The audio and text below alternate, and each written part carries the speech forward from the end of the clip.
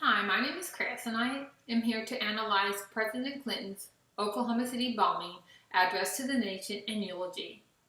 President Bill Clinton addressed the public and gave an effective, excellent speech. The overall goal of the message was to appropriately respond to Oklahoma City bombing, support the ones that lost loved ones, and address what Americans as a nation can do to prevent this from happening again. President Clinton achieved this goal from statements such as this: "Our words seem small beside the loss you have endured, but I found a few I want to share today. You have lost too much, but you have not lost everything, and you have certainly not lost America, for we will stand with you for as many tomorrows as it takes. Let our children know that we will stand against the forces of fear. When there is talk of hatred, let us talk against it. When there is talk of violence, let us talk against it. In the face of death, let us honor life." Clinton adhered closely to the basic eulogy format. He acquired the audience with individuals' life. He reminded listeners of the people, of their significance, their contributions, their virtues. He would leave the audience feeling positive and hopeful for the future. In addition, Clinton employed key speech techniques from Sheldon Metcalf. First, the president created identification with the audience. He related to the victims and to the survivors. Second, the president laced his eulogies with frequent and powerful references from the Bible. He used imagery to great effect. An integral part of a speaker's character is their ability to connect and establish an identity between themselves and their audience. Stephen Lucas states, "If the audience perceives the speaker as a person who shares their values, they will be more open to persuasion by the speaker."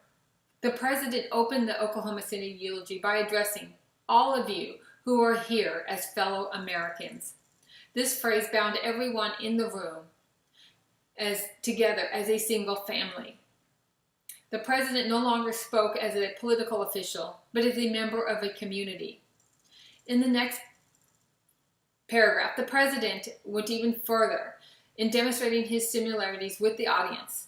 "I am honored to be here today to represent the American people. But I have to tell you that Hillary and I also come as parents, as husband and wife, and as people who were your neighbor for some of the best years of our life." Clinton cloaked himself in an identity, a parent, a married person that the audience could relate to. The identity was particularly important since many members in the audience had just lost a child or a spouse in the bombing. Clinton portrayed himself as a part of the community, a common resident of the Ozarks. Clinton set a religious tone for this speech by describing the terrorists as terrible acts of sin. He describes the attack as evil and motivated by dark forces. Clinton invoked the Bible to demonstrate his commitment to catching the perpetrators. In the climax of the eulogy, Clinton said, "Let us teach our children that the God of comfort is also the God of righteousness. Those who make trouble in their own house will inherit the wind. Justice will prevail." The God of comfort and righteousness is primarily a reference to the book of Isaiah.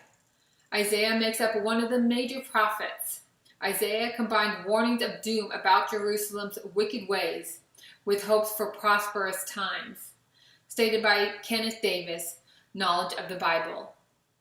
The particular emphasis of this part of Clinton's speech, however, was on retribution and justice.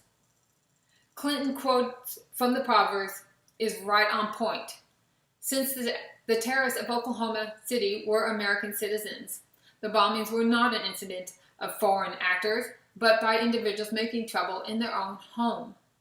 Clinton used imagery that created a visual picture in the minds of the audience and used words that produced a lasting impression.